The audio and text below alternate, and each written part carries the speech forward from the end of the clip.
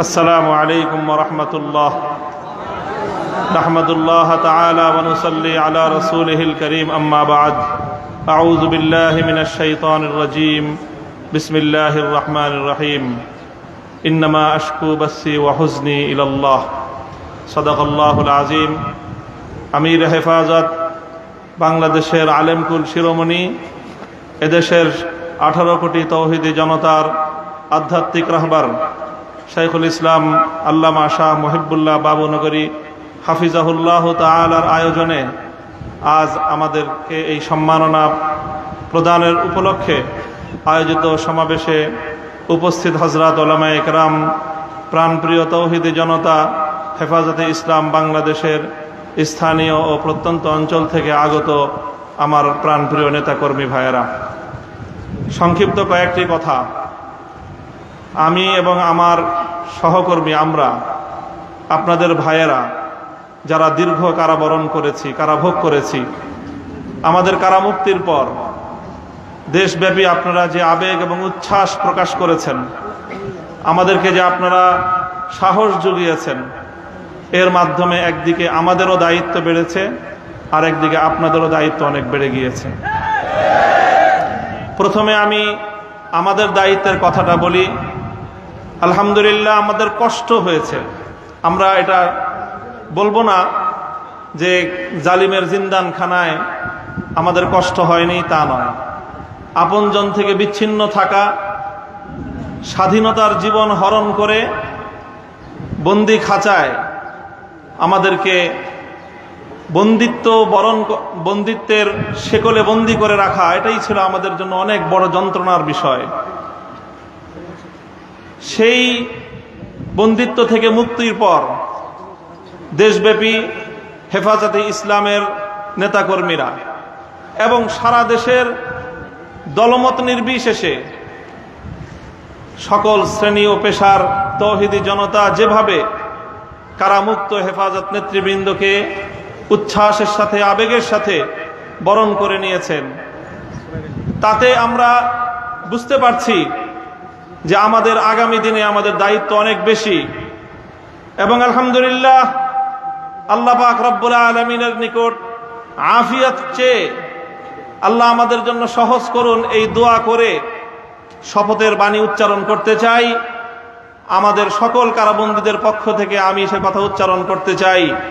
ইনশাআল্লাহ আল্লাহর জমিনে আল্লাহর দ্বীনের ঝান্ডা সমুন্নত রাখতে, আল্লাহর পয়গম্বরের ইজ্জতের হেফাজত করতে, এদেশের নাস্তিক্যবাদকে রুখতে, এদেশে ইসলামকে উপড়ে ফেলার সকল ষড়যন্ত্রকে রুখার জন্য যদি এর চেয়ে বড় ত্যাগ এবং কোরবানির প্রয়োজন হয়, হাসি মুখে আমরা সেই ত্যাগ করতে প্রস্তুত রয়েছি। জীবন দিতে হলে জীবন দিতে প্রস্তুত রয়েছি। সন্তানদেরকে যদি ইতিম করতে হয় সেজন্য আমরা প্রস্তুত রয়েছি। স্ত্রীদেরকে যদি বিধবা করতে হয় সেজন্য আমরা প্রস্তুত রয়েছি। মায়ের বুক যদি আমাদের খালি করতে হয়, আমাদের মায়েরা বুক খালি করে চোখের অশ্রুতে তাদের কলিজার টুকরা সন্তানদেরকে মাটির নিচে খোদার হাতে সুপর্দ করবে। কিন্তু ইসলামের জন্য, ইসলামের বিপক্ষ কোন শত্রুর সাথে এক মুহূর্তের জন্য আপোষ করতে প্রস্তুত নয়।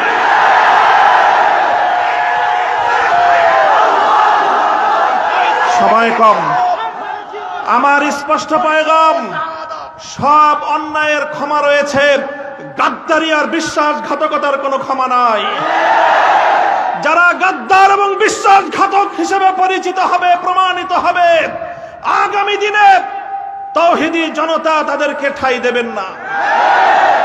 ইনশাআল্লাহ উলামায়ে কেরাম, হেফাজত নেতৃবৃন্দ যেভাবে শপথে বলিয়ান হলেন, যারা আমাদেরকে এভাবে সমর্থন যোগাচ্ছেন, আপনারা তো সমর্থন যোগাচ্ছেন, কিন্তু আপনারা কি কথাটা টের পান যে আপনাদের এই অভূতপূর্ব সমর্থনের কারণে রাষ্ট্রযন্ত্রের পক্ষ থেকে আমাদের উপর চাপটা কিন্তু আরো বেশি বেড়ে যায়।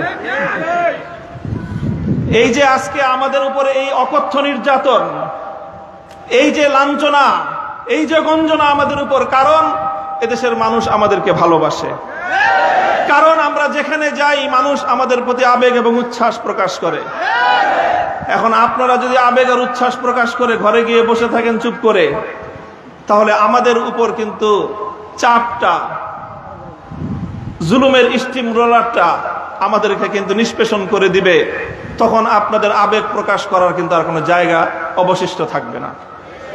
এই জন্য আমি আজ আমাদের আমির, এই জনপদের সকল আলেম ওলামার আমির, এই জনপদের কোটি কোটি তৌহিদি জনতার অবিসংবাদিত আধ্যাত্মিক রাহবার আল্লামা মুহিবুল্লাহ বাবুনগরীর এই মজমাকে সারা দেশের প্রতিনিধিত্বশীল মজমা হিসেবে গ্রহণ করে আমি এ জাতির কাছ থেকে জিজ্ঞাসা করতে চাই, আগামী দিনে ইসলামের কথা বলার অপরাধে, আল্লাহর পয়গম্বরের ইজ্জতের পক্ষে কথা বলার অপরাধে শাপলা চত্বরের আমার ভাইয়ের রক্তে রঞ্জিত শাহাদাতের কথা বলতে গিয়ে হাটহাজারিতে আমার যে সকল সন্তানদের বুকগুলোকে জালিমের বুলেটের আঘাতে ঝাঁঝরা হতে হয়েছে, ব্রাহ্মণবাড়িয়ায় যেভাবে পাখির মতো গুলি করে আমার সন্তানদেরকে শহীদ করা হয়েছে, সেই সন্তানদের পক্ষে কথা বলতে গিয়ে আমাদের কণ্ঠ যদি আবার চেপে ধরবার চেষ্টা করা হয়, তাহলে আপনারা রাজপথে তার মোকাবেলা করবার জন্য প্রস্তুত থাকবেন কিনা?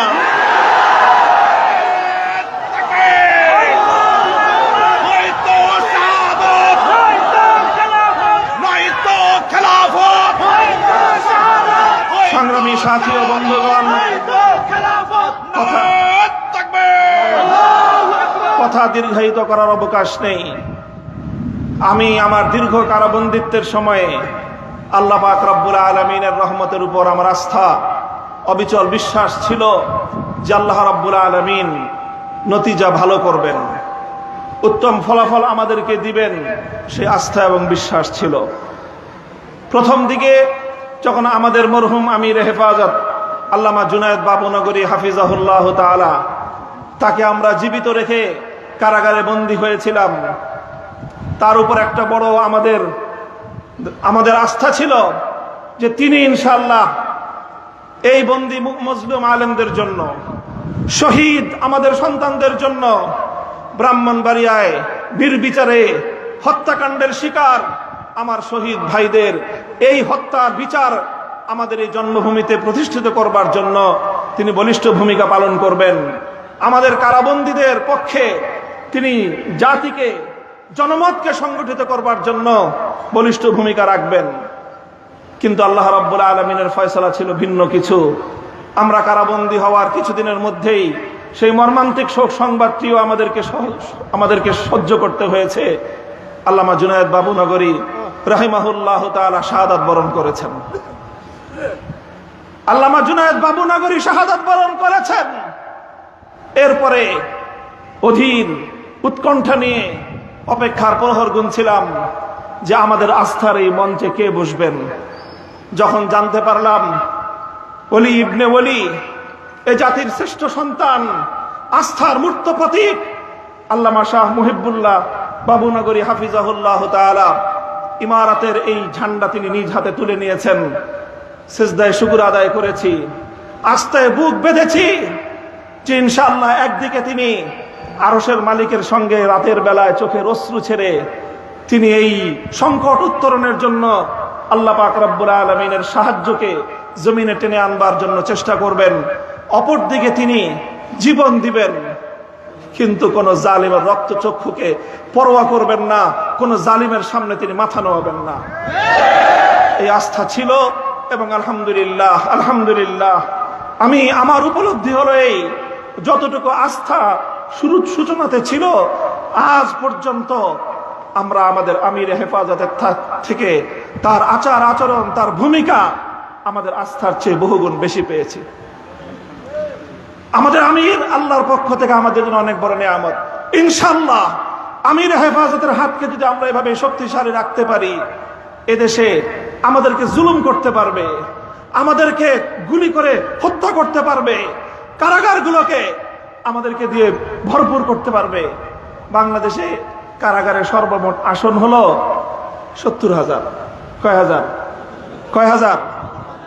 আমরা শাপলা চত্বরে গিয়েছিলাম, কমপক্ষে হলো 20 থেকে 25 লক্ষ। 70,000 হেফাজতের কর্মীরা কারাবন্দী হবে, কিন্তু জালিমের সামনে মাথা নোয়াবে না। এই দেশের 1 ইঞ্চি মাটি নাস্তিক্যবাদ এবং ইসলাম বিদ্বেষের জন্য কারো হাতেই যারা দেবে না ইনশাআল্লাহ। আল্লাহ পাক আমাদের সকলকে তৌফিক দান করুন, কবুল করুন। আমাদের আমির হেফাজত সহ আকাবিরিনদেরকে আল্লাহ পাক দীর্ঘ নেক হায়াত দান করুন। ওয়া আখিরু দাওয়ানা আলহামদুলিল্লাহি রাব্বিল আলামিন। আসসালামু আলাইকুম ওয়া রাহমাতুল্লাহ।